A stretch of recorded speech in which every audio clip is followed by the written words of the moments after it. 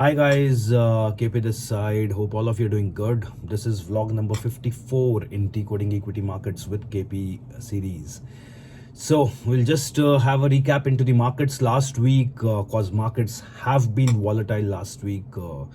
Then we will discuss into the macroeconomic scenario as far as India is concerned. Lot to share in respect of India, less in respect of US and China this week, but whatever is there in respect of US was quite crucial and can have an impact on the markets going forward. Then we will discuss about how indices are placed right now, followed by my stock pick and a life hack from my end.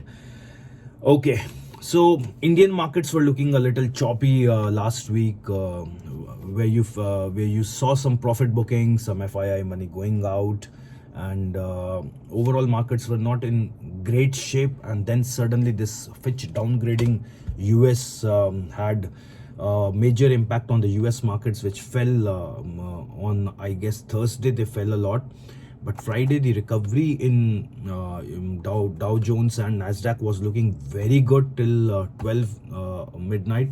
However, post that, suddenly in last one and a half hours, markets started falling again, and there is no as such reason for that drastic fall towards the end of the market hours. Maybe just cause of the weekend or something, they wanted to go safe and cautious with the holdings, and that is why suddenly we saw a dip of around 500 points in Dow Jones towards the end of closing hours on Friday.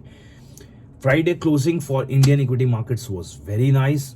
One big reason is that S&P Global has given a report on Indian economy. IMF has given a report, which I think I shared with you last week also, and Morgan Stanley has also given a overweight rating on Indian equity markets. So if you look at situation in India, we are looking very strong, not just based on the promises which we are making, but based on what the global brokerages have to say about us. It's not just that KP sir is ultra bullish on markets. It's not that I am just making you think in one direction.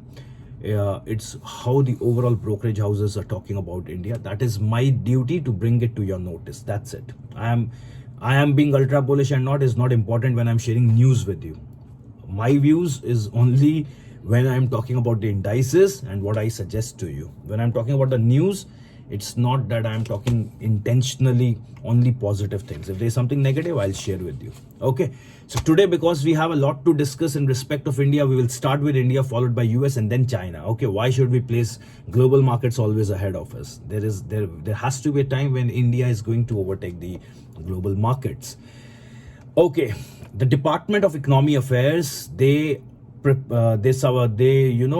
give monthly reports on how the growth momentum in the economy is, and they in their June report have said in their July they have given a report that for the period January to March the growth was robust, and even for April to June the growth numbers would be robust only. The corporate sector capex, that is capital expenditure done by the corporate sector, has jumped around 22.4% in FY23. Heavy investments have been done in steel sector, hotel industry, cement sector, textiles, and even exports have been better for India. So this report of Department of Economic Affairs has concluded that the first 6 months for Indian economy, the growth has been very robust. Exports have been good. Capex done by corporates is a clear-cut signal that demand is high, and to meet that demand, the production capacity has to be increased. And the major sectors I have already told you. So this looks good. IMF has revised India's growth forecast from 5.9% to 6.1%.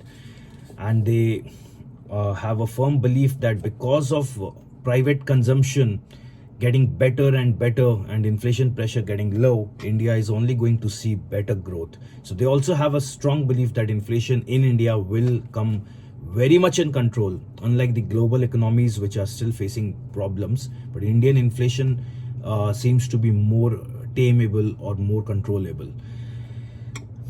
Next is Ambuja Cement is going to acquire Sanghi Industries. It's not going to be a merger kind of a thing. They want to keep Sanghi Industries as a separate entity. They will have them listed separately. The idea is for the company to increase their overall manufacturing capacity to 140 million tons. That is what they are looking at over a period of time. And if you look at ACC, I've already told you was a very good buy. I gave a buy recommendation also at around 1779, if you remember, and gave a target of 2000 plus, which happened within I think 2 months of time. So that was a decent return, right? What we got. Even Ambuja Cement, guys, right now also I personally feel Ambuja Cement is a good stock to have in your portfolio. Have any one of these two stocks, either Ambuja Cement or ACC, but both these companies are looking promising to me. Both these companies, and valuations are still very, very cheap, whereas the other cement sector stocks have shown a lot of upside. But these stocks, because of the fact that they belong to Adani Group, they have still not participated in the overall cement sector rally. So ACC, even now at 2050, I feel is a good buy, and Ambuja Cements is also a good buy. Okay, Temasek, one of the Singapore investment companies, has decided to infuse in 1200 crores into Mahindra and Mahindra company. So they will be doing this investment in the EV sector for the electric vehicles production in Mahindra Group. So that is another good news for us. And India has restricted imports of laptops, tablets and PCs. Now initially the imports were free to happen, but now they would need to acquire license. This is somewhere in the month of first week of August. Beyond this, no further import of tablets and PCs would be allowed. To do this imports, a license would have to be taken from the Indian regulatory bodies. The India has imported $10 billion of such automatic equipments or the processing machines in FY23 itself. So the amount of imports used to be very heavy, but now government has started putting restrictions on this, obviously with the intent of promoting the local market for these products. Understood? So this is one reason why you saw that the stocks like Dixon have the moment this news was out, Dixon was rallying like anything. It went up almost like 7 to 8%, I think, or maybe more than 10% in a couple of days time, even when markets were looking a little choppyish. But Dixon was doing really good. I think the other stock which was doing well was Ember Enterprises, if I remember it correctly. So these companies are involved in electronics and all. So these stocks will benefit if we can impose some restrictions on imports, so that their consumption will go up. The consumption of products, their raw material sales will go up, because they are producing the raw materials for these products. So if we restrict imports, then the domestic industry will accelerate, and these companies will be able to sell more of their products to these Indian domestic participants. That's the idea. Now, another good news, guys. S&P Global expects India GDP to double in next 8 years. To grow by average 6.7% between 2024 to 2031. And this is again a good news. They feel that India's GDP from where we stand will double and in next 8 years. And one thing which they added to this is that India may have to, go for some kind of reforms in labor laws, and at the same time they have to create an environment where we can invite more FDI investments into India. So there has to be ease of doing business. There has to be less taxation for the foreign direct investments coming into the country. So these things, if we can do properly, we will encourage a lot of FDI money coming into the country, and that is how we can see our country growing at a very rapid pace of around 6.7%, so as to grow to double in next 8 years. That's very good news, guys. As far as Morgan Stanley is concerned, they have given an overweight rating on Indian equity markets, and with 6.5% of expectation of GDP growth rate. Again, they have also given very good growth rate of India's GDP, whereas they have given for China, they have given equal weights, which means they are not recommending strong buy on China right now, and they are expecting the China's GDP to grow by around 3.9% from here on. Foxconn has decided to invest around $500 million for mobile accessories production in Bangalore, somewhere near Kampegowda International Airport. They're planning to set up this unit with an investment of around $500 million. Okay, a lot of good things coming in for Indian economy. Apart from that, if you see, guys, for our July month, the GST numbers have been all-time high, standing tall at 1.65 lakhs crores. That is a 1 month, 1 month GST collection is 1.65 lakh crores. Whereas in last 6 months, the money brought in by FPIs in India stands at 1 lakh crore. Even at 1 lakh crores of investment by FPI in India in last 6 months, and you see where markets have gone, that is the amount of GST collection we have for 15 to 20 days period. So probably I can say this with a lot of conviction that we are going in the right direction. Okay, and things are looking very good as far as the Indian economy is concerned. However, yes, everything is not an apple for an apple. Like if the Indian economy is doing good, I can just blindly buy anything and everything in the Indian equity markets. I'm telling that word of caution to you from last 1 month. We have to be very careful when markets are expensive or even they are reasonably priced. You have got to be very, very cautious in how and what you buy in this market. Understood? If I just give you a small brief upon the results: M&M, SBI, Adani Power, ACC, Ambuja Cements, Adani Enterprise, MRF, Aisha Motor, Balkrishna Industry, all these companies have posted very good numbers. All these companies. Understood? The list goes on and on. The banking sector stocks have done stupendous results. But even if you see stocks from auto sector, cement sector, tire manufacturing sector, all these companies have done wonderful numbers. Wonderful numbers. So there is no reason why we, say that markets can drastically dip from here. No logics. No logics for that. Yeah, markets can fall, definitely. Nobody can predict markets. But the data does not give us a picture like that. The data is not at all giving a picture like that. That's why I had so much to discuss about Indian economy today. That's why I told you that we will start with Indian economy. Okay. Guys, as far as US economy is concerned, this Fitch downgrade, if you take it on a lighter note, which obviously the US markets have taken it on a lighter note because they did not react so much. And overall, if you see, I have told you the numbers for Google, Meta, the Alphabet, Meta Microsoft have been stupendous. Even now, last week, the numbers came in for Apple. The numbers have been better than expected. But since Apple has already shown a lot of upside, which is almost like 47% in the last 1 year, so Apple did not react much. But overall, if you ask me, Apple numbers have been good. It was better than expected. Moreover, their market capitalization is now standing at $3 trillion, which is highest market capitalization across the globe.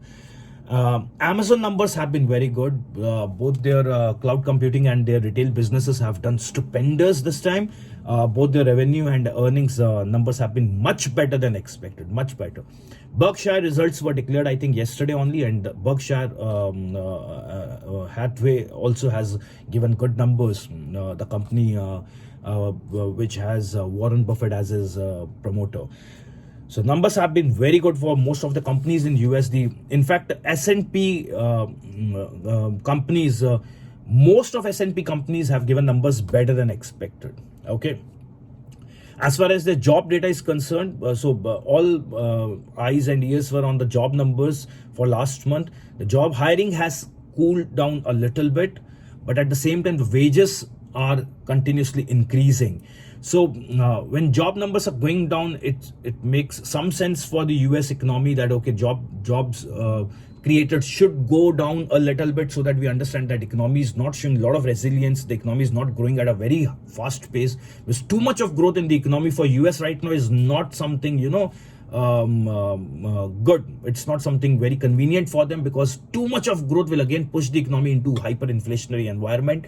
So they want the job data to cool off a little bit, but at the same time they don't want the unemployment rate to go very high. It's a very complex situation, guys. I have been telling this to you for many weeks now, that they want some trade-off between, you know, a very high growth, which they don't want, and at the same time they don't want to do things which will push their economy into recession. So situation is very complex right now in US. So they don't want their jobs to go down drastically, that pushes the economy into unemployment. They don't want their jobs to grow very fast, because that will put the economy again on a growth trajectory, which again puts them into a hyperinflationary environment.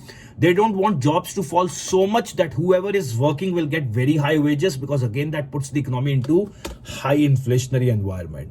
So things are very complex right now. But overall, if you ask me, the job numbers have cooled down a little bit. With, I think they created around 1,87,000 jobs this month. But at the same time, the wages have been on a higher side. So what they want right now is that the wages should be under control. Only then they can have some restrictions on growth of inflation numbers. The downgrading done by Fitch was based is from AAA to AA plus. Does not change a lot, guys. It does not change a lot. So there's not much to react to this. But they have been very clear that the main reason for this downgrade is the fact that the governance in the US has failed on fiscal numbers, and because of that, based on last 20 years, they see that next 3 years, because of the debt ceiling being increased again, the debt burden being very high, they feel that next 3 years are going to be difficult for the US economy as far as their fiscal and monetary numbers are concerned. And the US government and the Treasury Secretary, that is this lady Janet Yellen, they have been very disappointed with the ratings given by Fitch. They call it outdated. They are saying that this is an arbitrary decision of Fitch, and they do not endorse this at all. They feel their economy is reviving very well, which also I don't feel that Fitch is completely wrong in its downgrading US. It's actually good. Some kind of an eye opener was important for US economy. But at the same time, if you seriously ask me, I think US is doing decently well in controlling things as far as their economy is concerned, guys. This is what I feel. China, the good thing is China is trying to become more, liberal in its policies, because that's now the only way left for them to revive their economy. There's so much of struggle which they are seeing in reviving their economy post-COVID. The only way China can improve things is by going for some kind of liberalization as far as its foreign policies are concerned. Local support to the businesses, private businesses are concerned. They got to do it, and they are probably going on the right track now. So China relaxes the urban residency rules, which means the people who want to shift from rural locations to the metro cities, the urban locations, they have relaxed some rules. So they want more people to come to the urban cities so that they can help in economic revival.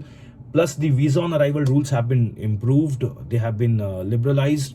A lot of countries have been, allowed now to get their visa on arrival, especially when these people are coming for trade negotiations or for some kind of expos or for conferences, or if they're coming to China with the intent of investing in China, then with some terms and conditions, they have allowed them to get the visa on arrival, which actually was not the case earlier. So now they have opened their arms to outsiders so that they can come and invest in China. How much will people come? That we really have to see. That is why I always say the geopolitical situation of your country got to be very stable. Because even if you are a good economy, if at some point of time you have created problems for people, you have been a pain for people, then they start shying away from you. They don't want to come to your place and do business, because business is a serious affair. If we start doing the business today, we do a lot of capex, we do a lot of investments, and suddenly again tomorrow you start showing your true colors and you start putting a lot of posing a lot of problems for the businesses. That is when people don't want to go into that kind of an environment. But anyways, never the late for China. They are trying their level best now to invite a lot of foreign participants to participate in the economy, because their own people are not showing a lot of energy as far as helping in reviving the business is concerned. I told you about the last week meeting which China did. They have introduced some 26 new measures to boost their economy. This was announced on Thursday. Most of these measures are looking promising. If they can walk the talk, things will get better. China's services activity expanded at a faster pace than expected in July. This is one good news. The purchasing manager index rose to 54.1 last month, whereas for June it was 53.9. Although there was slight upside in the service activity, but that is still encouraging because they were anticipating this to dip in the month of July as compared to June, but actually it went up, which is actually a good news. Okay, so this is, guys, for the news part. As far as Dow Jones and Nasdaq is concerned, now Dow Jones is standing at 35065. I feel if it goes below 34,800, that is where it can then start its downward journey towards 34,500. But I personally feel that from here again, Dow Jones will try to climb up to its levels of 35,300, 35,500, because on Friday itself, the high done by Dow Jones was around 35,506. And if you remember in my last couple of videos, last 2 to 3 weeks, I have been constantly telling you that Dow Jones, from once it crosses 34,200 mark, it will then start its journey in the range of 35,300 to 35,500. If this switch downgrade would not have happened, probably their 36,000 levels were looking very easily achievable for them. In fact, they did 35,679 on a high, which is also its 52 weeks high. But then because of this switch downgrading, they started struggling in that range, and now it has closed around 35,065. Of closing above 35,200 would have kept me more comfortable, because now this closing at 35,065 is making doors open for 34,800 mark also. And if it falls below that, then probably 34,500 levels also open up. The possibility starts looking very high. On the higher side, if it can again, try to attempt and go between that range of 35,300 to 35,500, and if things go good because of the overall results have been good in their economy, I think then it will start pushing again towards 36,000 levels. And Nasdaq overall still looks okay to me. There's not much to discuss about Nasdaq. But as I told you, if Dow Jones can start its journey back towards 20,000, then Nifty, which is right now at 19,517, probably will start its journey again towards 20,000, and it will try to complete that lap of 20,000, which we failed to do last time by just 9 points. But if, as I told you, Dow Jones falls below 34,800 and then starts going towards 34,500, then probably Nifty will also go and test the levels of 19,150 or something. And if it falls below that, probably then we also open gates for 18,800. Chances still more for the upside than the downside. This is what my idea is. My top pick today, guys, is M&M, which is trading around 1464. It has done a low of 1123 in last 52 weeks and a high of 1595. So unlike my picks, this stock has not corrected much, which has only corrected by around 8% from its 52-week high. But I still give a very strong buy recommendation on M&M at 1464 with a target of 1,600 rupees. That's my first target, 1464. Buy it for a minimum of 10% upside in short span of time, because the results have been stupendous for June quarters, which came on Friday itself. Then the fact that Temasek is investing into this company, that is also another good news. This company invested have increased their stake in RBL Bank. That was one thing which investors did not like much. That is why the stock is under pressure. Otherwise, if you see their year-on-year growth in the numbers, if you see their quarter-to-quarter growth in the numbers have been stupendous for June quarter. And they have beaten the market estimates on all fronts. Their margins have been better, their EBITDA numbers have been better, their net profits numbers have been better, and even for a face value of ₹5, the stock looks very cheap to me, guys. Very cheap. And Mahindra is picking up very well in the auto segment. Most of their cars are doing very good now. Plus 5-door Thar is also going to be launched soon. So I feel this company has huge potential on the upside. But I'm still giving you, from trading point of view, I'm giving you a target of 1,600. The price to book value looks decent at around 3.2 times. The PE ratio is just 17.7 times when the sector PE is at 32 times, guys. So you can understand how cheap this stock is. Their EPS is 83. Net profit in last 5 years have grown from 4650 crores, 4650 crores to 9870 crores, which means it has almost more than doubled. The return on equity looks decent at 18%.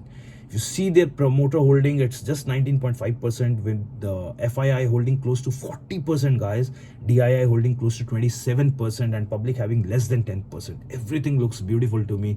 It's an ideal time to buy this stock. अगर नीचे जाएगा हम और average करेंगे, but we are not at all bothered about buying this stock. This stock looks very good to me. Last week, you remember I told you to buy SRF.